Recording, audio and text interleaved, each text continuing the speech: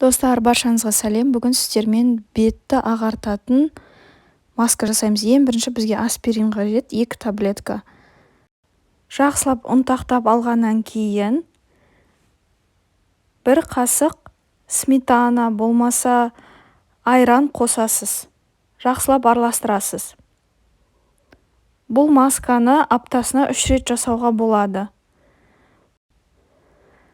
Бұл масканы жасағаннан кейін бірден эффект байқалынады. Достар, маған подписка жасап, лайк қоюды ұмытпаңыздар. Осылай бетіңізге жақсылап жағып алғаннан кейін 30 минут бетіңізде ұстау керексіз. 30 минуттан кейін жылы сумен жуу қажет.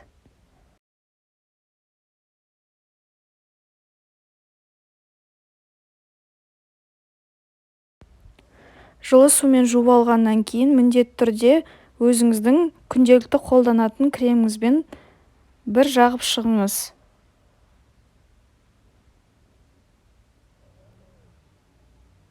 Достар, міндетті түрде жасап көріңіз, бұл эффекті сразу білінеді бұл масканың.